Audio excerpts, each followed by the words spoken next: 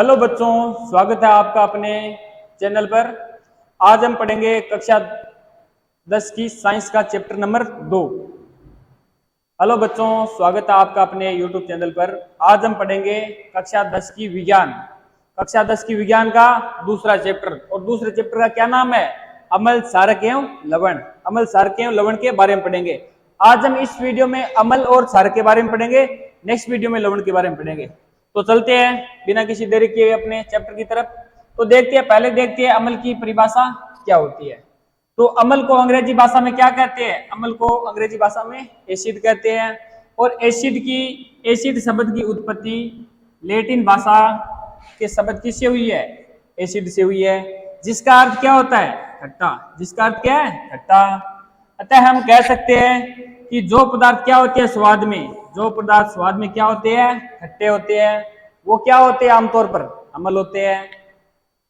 तो अम्ल का स्वाद क्या होगा? खट्टा। नेक्स्ट देखते हैं अम्ल के गुण। अब देखेंगे अम्ल के गुण क्या क्या होते हैं। देखो, तो पहले पढ़ेंगे अम्ल के भौतिक गुण। तो अम्ल के दो गुण के बारे में पढ़ेंगे। एक तो पढ़ेंगे हम भौतिक गुणों के बारे में कि अम्ल के भौतिक गुण है वो कौन से होते हैं, और एक पढ़ेंगे हम रासायनिक गुण। क्या पढ़ेंगे? एक रासायनिक गुण। तो पहले क्या करेंगे हम? पहले भौतिक गुण पढ़ेंगे और उसके बाद में रासायनिक गुण पढ़ेंगे। तो चलते हैं हम। तो पहला हमारा अम्ल का भौतिक गुण है कि अम्ल क्या होती है? स्वाद में खट्टे होते हैं। जब आप अम्ल को चखते हो तो क्या होते हैं? स्वाद में खट्टे होते हैं।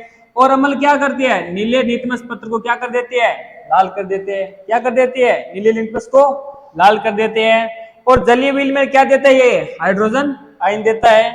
और जलीय विलयन में विद्युत धारा का क्या होता है? अम्ल सुचालक होता है। अब देखो, अम्ल है वो जलीय विलयन में क्या है? उसके अंदर विद्युत का सुचालक है। और जलीय विलयन में क्या देता है? ये हाइड्रोजन आयन देता है। और ये क्या करता है अम्ल?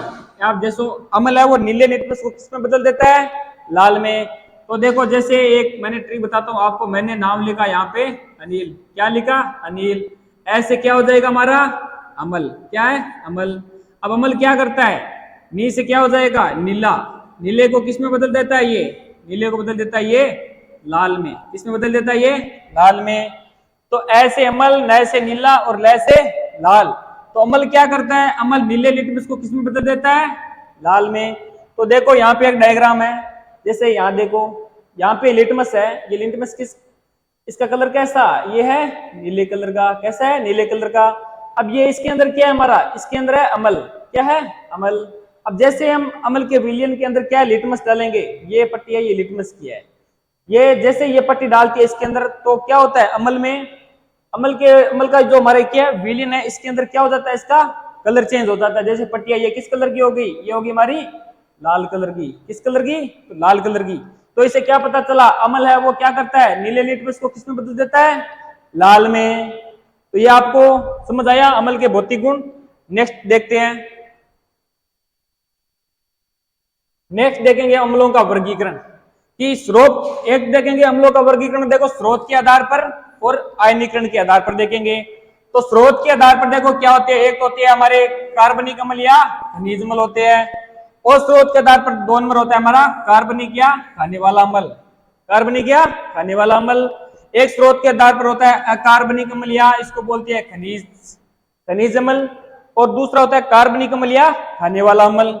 उसके बाद में आयनीकरण के आधार में पढ़ेंगे हम कि अम्लों के प्रकार कौन से है। जैसे प्रबल अम्ल क्या होता है, दुर्बल अम्ल क्या होता है, सांद्र अम्ल कौन सा होता है, और तनु अम्ल क्या होता है। उसके बाद में ये देखेंगे। चलो देखते हैं। तो पहले देखते हैं अकार्बनिक अम्ल कि अकार्बनिक अम्ल है वो क्या होते हैं। देखो, ये सामान्य भूपर्पट्टी में उपस्थित खनिजों से क्या किया जाता है? ये तैयार किया जाता है। तो इसका मतलब कह सकते हैं कि ये अम्ल है वो किससे तैयार होते हैं? खनिजों से तैयार होते हैं। जैसे देखो, हमारा हाइड्रोक्लोरिक अम्ल हो गया, सल्फ्यूरिक अम्ल हो गया, या नाइट्रिक अम्ल हो गया। ये कैसे अम्ल है? ये अम्ल है वो खनिजों से तैयार किए जाते हैं। और उसके बाद में देखते हैं हम कार्बनिक अम्ल कि कार्बनिक अम्ल है वो कौन से होते हैं।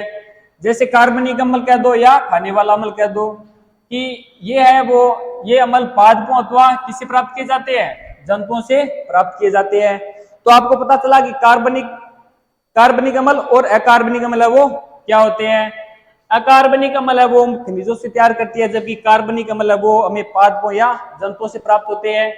जबकि क्या कार्बनिक अम्ल को क्या करते हैं, हम खा सकते हैं। जैसे देखो पढ़ेंगे इसमें कौन सा अम्ल है वो पाया जाता है। जैसे देखो पहला पढ़ेंगे हम फार्मिक अम्ल, या इसको ही बोलते हैं मेथेनोइक अम्ल, या इसको फार्मिक अम्ल बोल दो या मेथेनोइक अम्ल बोल दो। ये अम्ल किस में मिलता है, ये चिंटी के डंक में। और किस में मिलता है, नेटल के पौधे का डंक। अब नेटल का पौधा देखो ये आपको दिख रहा है, ये किसका पौधा है, ये नेटल का पौधा है। इसके अंदर देखो ये सुइयां सी इसके अंदर क्या होती है, निकली होती है। जब भी इसके अंदर क्या करती है, आपकी जैसे त्वचा आती है, ये मतलब उसके टच होती है, तो इसके अंदर जैसे सुइयां सी होती है, उसके अंदर ये अम्ल पाया जाता है। कैसा अम्ल, फार्मिक अम्ल कह दो या मेथेनोइक अम्ल कह दो। ये क्या करता है, जहां पर लग जाता है ये क्या होती है, हमको जलन होता है। जैसे आपको मान लो ये चिंटी ने क्या लगाया, आपको मधुमक्खी ने क्या लगाया, डंक लगाया। जैसे डंक लगाया वहां पे क्या होता है, जलन होती है बहुत सारी। तो चिंटी के डंक में, या कह दो इसको फार्मिक अम्ल कह दो, या क्या कह दो, मेथेनोइक अम्ल। तो ये चिंटी का डंक और नेटल के पौधे में पाया जाता है। नेक्स्ट प्रश्न है हमारा, नेक्स्ट है एसिडिक अम्ल। क्या है, एसिटिक अम्ल। एसिटिक अम्ल कह दो या एथेनोइक अम्ल कह दो। ये किस में पाया जाता है, हमारा सिरके में। किसमें, सिरका में। नेक्स्ट हमारा सिट्रिक अम्ल। सिट्रिक अम्ल किस में पाया जाता है, नींबू और संतरे में। कैसा अम्ल पाया जाता है, सिट्रिक अम्ल। नेक्स्ट है हमारा लैक्टिक अम्ल। लैक्टिक अम्ल किस में पाया जाता है, लैक्टिक अम्ल देखो या तो खट्टा दूध या दही में पाया जाता है। नेक्स्ट हमारा मेलिक अम्ल। मेलिक अम्ल किस में पाया जाता है, सेव में। नेक्स्ट ऑक्सेलिक अम्ल किस में पाया जाता है बेटा, टमाटर में पाया जाता है। और टार्टरिक अम्ल किस में पाया जाता है, इमली में पाया जाता है। अब देखेंगे हम आयनीकरण के आधार पर, जैसे प्रबल अम्ल, दुर्बल अम्ल, सांद्र अम्ल या तनु अम्ल। अब क्या कर लो आप, इसका किसी को स्क्रीनशॉट ले ला तो स्क्रीनशॉट ले लो, मैं थोड़ा साइड में हो जाता हूं। अब चलते हैं नेक्स्ट की तरफ। तो आपको ये समझ में आया कार्बनिक अम्ल कौन से होती है और कार्बनिक अम्ल कौन से होती है। अगर आपको प्रश्न पूछ ले कि निम्नलिखित में से अकार्बनिक अम्ल कौन सा है, तो पहचानिए। मान लो एक दो इसमें से दे दे आपको, या इसमें से दे दे, तो ये जैसे हाइड्रोक्लोरिक अम्ल, सल्फ्यूरिक अम्ल, ये आपको ऑप्शन में मिले तो आपको क्या करना है, ये लगाना है। चलो नेक्स्ट चलते हैं। नेक्स्ट पहले देखेंगे हम प्रबल अम्ल। क्या है, प्रबल अम्ल। कि प्रबल अम्ल है वो क्या होता है, कि वे अम्ल जो जलीय विलयन में पूर्णतः क्या हो जाते हैं, आयनित हो जाते हैं। वो कैसे अम्ल कहलाते हैं, हमारे प्रबल अम्ल। प्रबल अम्ल है वो जलीय विलयन में क्या हो जाते हैं, आयनित हो जाते हैं, मतलब घुल जाते हैं। जैसे हमारा क्या हुआ, सल्फ्यूरिक अम्ल H2SO4, और क्या हमारा हाइड्रोक्लोरिक अम्ल। ये क्या है, प्रबल अम्ल है। नेक्स्ट देखते हैं दुर्बल अम्ल। दुर्बल अम्ल क्या होता है, कि वे अम्ल जो जलीय विलयन में क्या नहीं होती है, पूर्णतः आयनित न होकर आंशिक रूप से क्या होते हैं, आयनिक हो जाते हैं। मतलब पूर्णतः वो जलीय विलयन में नहीं घुलते हैं, कुछ भाग है वो क्या हो जाता है, घुल जाता है। वो हमारे कैसे अम्ल कहलाते हैं, वे हमारे दुर्बल अम्ल कहलाते हैं। जैसे देखो एसिटिक अम्ल हो गया या फार्मिक अम्ल हो गया, ये कैसे अम्ल हमारे दुर्बल अम्ल है। नेक्स्ट देखो सांद्र अम्ल। सांद्र अम्ल वो क्या होता है, कि जिसमें अम्ल अधिक मात्रा में हो। क्या हो, अम्ल अधिक मात्रा में डाला हो, जबकि जल क्या है, जबकि जल अल्प मात्रा में हो। तो सांद्र अम्ल का मतलब हो गया, इसमें क्या है, अम्ल है वो अधिक मात्रा में होता है, जबकि जल है वो क्या है, कम मात्रा में होता है। तो हमारा कैसा हो जाएगा, सांद्र अम्ल। जैसे मान लो इसके अंदर मैंने लिया कुछ जलीय विलयन लिया, इसके अंदर क्या क्या है, इसके अंदर हमने अम्ल है वो अधिक मात्रा में डाल दिया, जबकि क्या है, जल है वो कम मात्रा में है। नेक्स्ट देखते हैं तनु अम्ल। तनु अम्ल क्या होता है, कि जिसमें अम्ल क्या हो, अल्प मतलब कम मात्रा में, अम्ल कम मात्रा में हो, जबकि जल क्या हो, अधिक मात्रा में हो। ये कैसा हो जाएगा हमारा तनु अम्ल। सांद्र और तनु अम्ल वो क्या आपस में उल्टे हैं। जैसे यहाँ क्या होता है, यहाँ सांद्र अम्ल में क्या है, अधिक मात्रा में क्या होता है, अम्ल होता है, जबकि तनु में क्या है, यहाँ अम्ल है वो क्या होता है, कम मात्रा में होता है। जबकि यहाँ क्या होता है, पानी कम मात्रा में होता है, जबकि तनु अम्ल में क्या होता है, अधिक मात्रा में पानी होता है। चलो देखते हैं नेक्स्ट। हाँ, नेक्स्ट पढ़ेंगे अम्लों के रासायनिक गुण। तो पहले हमने भौतिक गुण है वो पढ़ लिया, कि अम्ल के भौतिक गुण क्या होते हैं। अब पढ़ेंगे अम्ल के रासायनिक गुण, कि रासायनिक गुण अम्ल के क्या होते हैं। देखो कि अम्ल है वो क्या करेगा, धातु के साथ जब अभिक्रिया करेगा अम्ल, तो क्या निकलेगी, हाइड्रोजन गैस निकलेगी। कि जब भी अम्ल किसी धातु के साथ में अभिक्रिया करेगा तो हाइड्रोजन क्या है वो निकलेगी। नेक्स्ट देखेंगे इसके अंदर, कि धातु कार्बोनेट, एक साइड धातु कार्बोनेट या हाइड्रोजन कार्बोनेट के साथ अभिक्रिया करने पर क्या प्राप्त होता है, हमको CO2 गैस प्राप्त होती है, वो निकलती है। उसके बाद में लेंगे कि कुछ धातु ऑक्साइड लेंगे, कि धातु ऑक्साइड के साथ अभिक्रिया करने पर हमें क्या प्राप्त होता है, लवण या जल प्राप्त होता है। ये अम्ल की क्या है, 3 रासायनिक गुण है।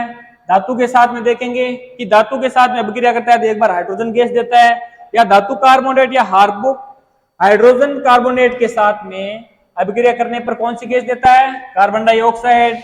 और उस धातु ऑक्साइड मतलब धातु ऑक्साइड के साथ में अभिक्रिया करने पर क्या प्राप्त होता है हमें बेटा, लवण और जल प्राप्त होता है।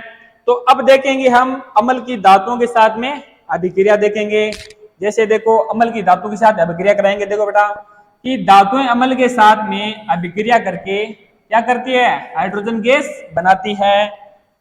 और अम्लों के साथ अभिक्रिया करती है तो वे क्या है, अम्लों से हाइड्रोजन को क्या कर देती है, प्रतिस्थापित कर देती है। यह हाइड्रोजन क्या है, अभिक्रिया के दौरान गैस के रूप में क्या हो जाता है, विकसित हो जाता है। जैसे देखो हमारा ये अम्ल है एक साइड में, ये क्या है H2 ये क्या हमारा एक अम्ल है, क्या है बेटा, अम्ल। और ये जिंक क्या है, एक हमारी धातु, क्या है, धातु। तो ये हमारा बन गया जिंक सल्फेट, और ये हाइड्रोजन क्या है, हाइड्रोजन गैस है वो बाहर निकल गई। जैसे हमने एक साइड हमने अम्ल लिया, एक साइड हमने क्या ली, धातु ली। अब ये दोनों क्या करेंगे, आपस में अभिक्रिया करेंगे। जैसे अभिक्रिया करेंगे तो हाइड्रोजन क्या है, हाइड्रोजन गैस है वो निकल जाएगी, और क्या बनेगा हमारा उत्पाद में, जिंक सल्फेट बनेगा। यही तो बताया इसमें कि धातु अम्ल के साथ में, धातु है एक साइड क्या हमारा अम्ल है, कि धातु अम्ल के साथ में अभिक्रिया करके हाइड्रोजन गैस क्या है, बनाती है। जब धातुएं अम्लों के साथ में अभिक्रिया करती है, जब धातुएं क्या करती है, अम्लों के साथ में अभिक्रिया करती है, तो वे अम्ल से हाइड्रोजन को क्या कर देती है, प्रतिस्थापित कर देती है। ये देखो अम्ल के साथ में हाइड्रोजन रहा, इसको क्या कर देगा, प्रतिस्थापित कर देगा।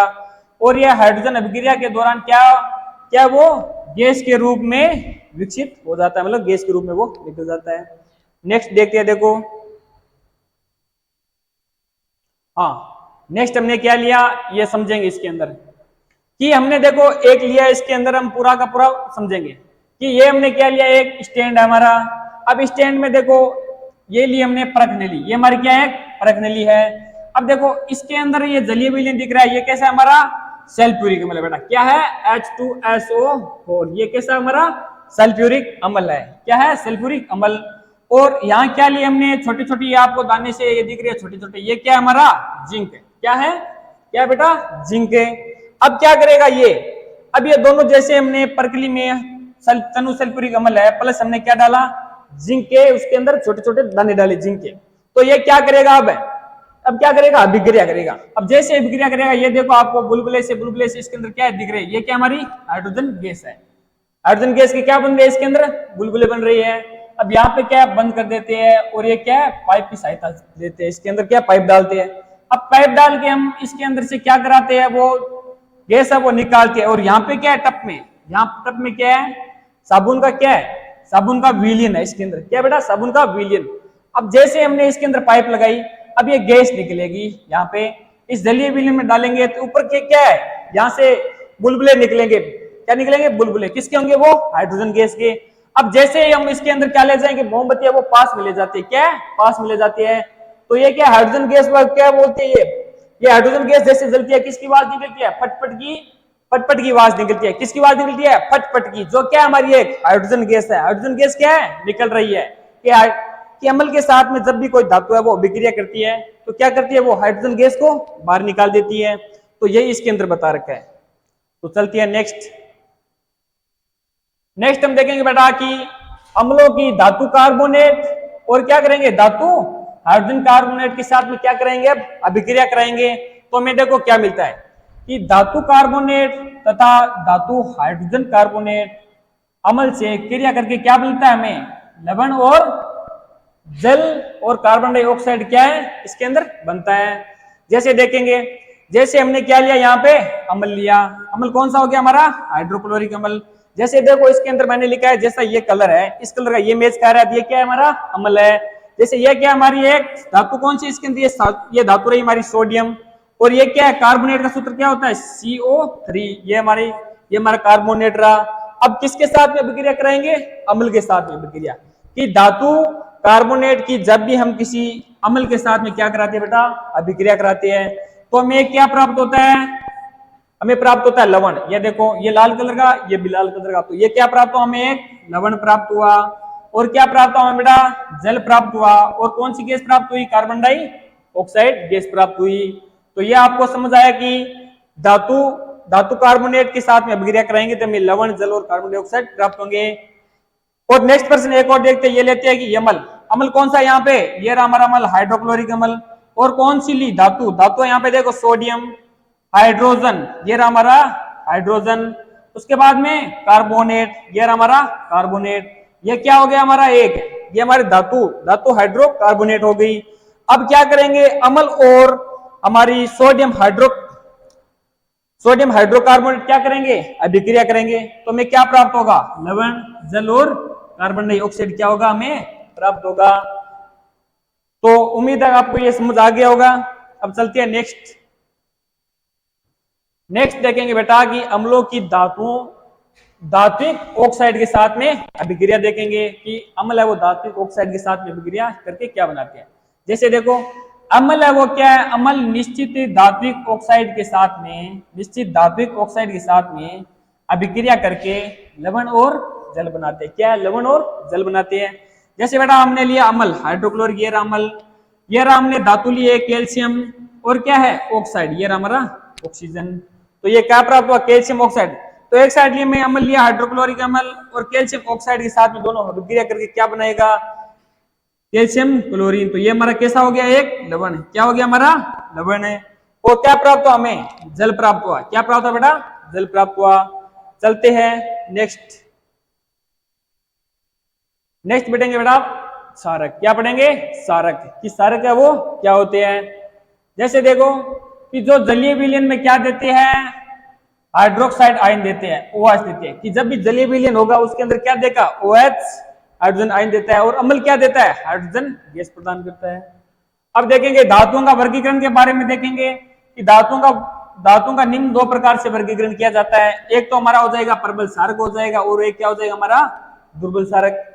कि प्रबल सारक क्या होता है और दुर्बल सारक क्या होते हैं? कि वे सारक जो पूर्णतः क्या हो जाते हैं? आयनित हो जाते हैं, वो क्या कहलाते हैं? हमारे प्रबल सारक कहलाते हैं। जैसे सोडियम हाइड्रोक्साइड, पोटेशियम हाइड्रोक्साइड, ये क्या हमारे प्रबल सारक है। उसके बाद में देखेंगे दुर्बल सारक क्या होती है बेटा? कि वे सारक जो आंशिक रूप से क्या होते हैं? घुल जाते हैं, मतलब थोड़ा घुल जाते हैं, वो क्या होते हैं? हमारे दुर्बल सारक। क्या होते हैं बेटा? दुर्बल सारक। नेक्स्ट देखते हैं।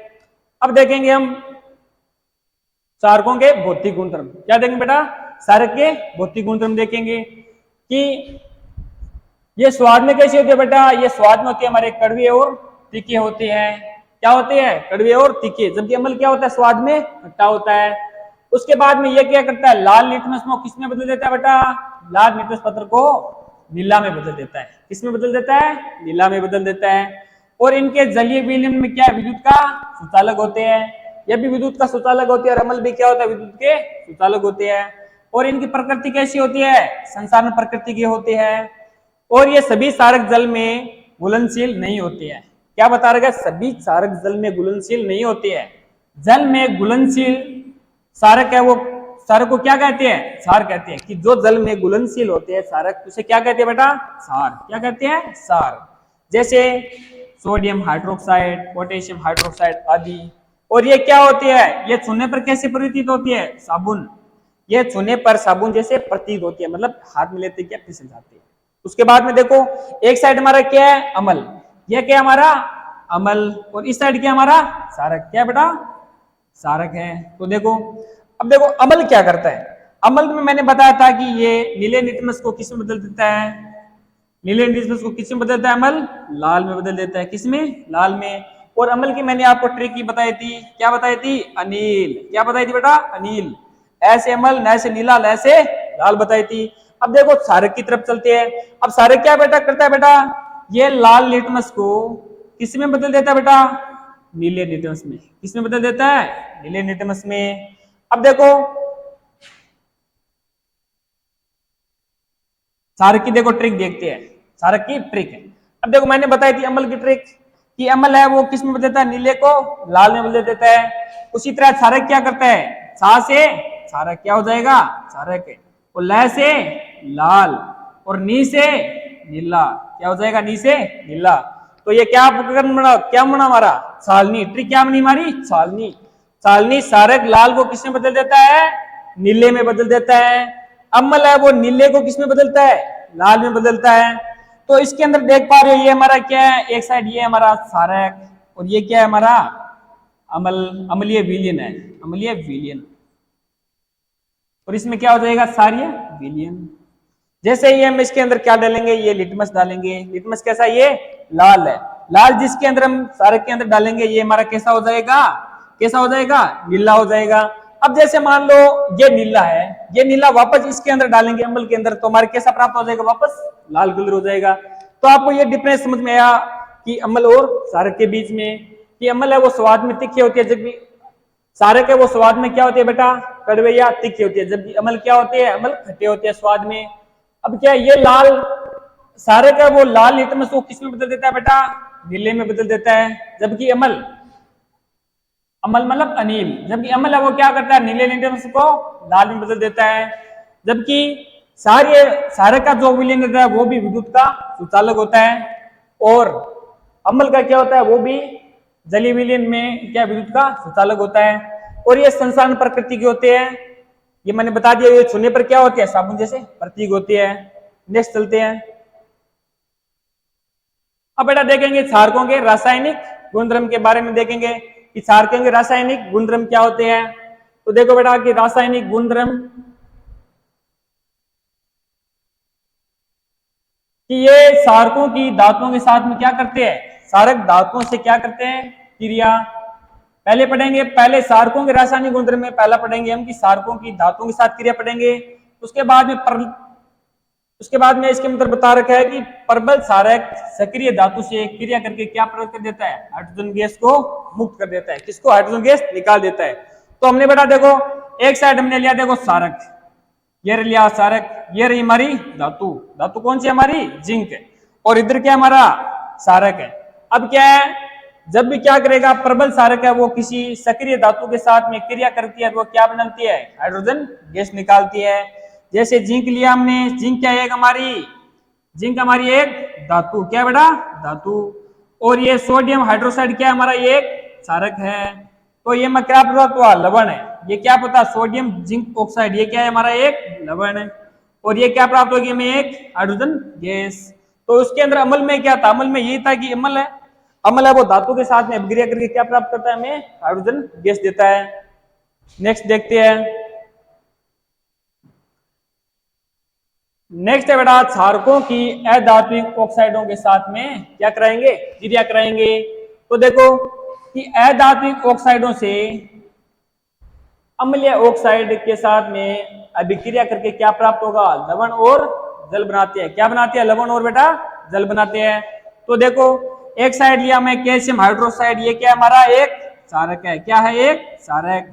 और ये क्या हमारी एक कार्बन डाइऑक्साइड, क्या हमारी एक धातु, क्या है बेटा, धातु। तो ये क्या, ये दोनों आपस में अभिक्रिया करेंगे तो क्या प्राप्त होगा, हमें क्या प्राप्त होगा, ये क्या, ये कार्बन क्या है बेटा, धातु है। ये ऑक्सीजन क्या है, इसको मतलब कार्बन डाइऑक्साइड के साथ ऑक्साइड हो गया ना ये हमारा। तो ये में क्या प्राप्त होगा, कैल्शियम कार्बोनेट। और क्या प्राप्त होगा हमें, जल। क्या प्राप्त होगा, जल। नेक्स्ट देखते हैं। तो नेक्स्ट देखता हमें क्षारक। दोस्तों हमने क्षारक के बारे में पढ़ लिया और अम्ल के बारे में पढ़ लिया, अम्ल और क्षारक के बारे में पढ़ लिया हमने। नेक्स्ट वीडियो में क्या पढ़ेंगे, हम लवण के बारे में पढ़ेंगे। किसके बारे में, लवण के बारे में पढ़ेंगे। अगर आपको वीडियो पसंद आया है तो सब्सक्राइब करें, लाइक करें, कमेंट करें। और जो भी भाई बहन 10वीं कक्षा की विज्ञान की तैयारी करना चाहता है तो हमारे इस प्लेटफॉर्म से जल्द जुड़े। धन्यवाद।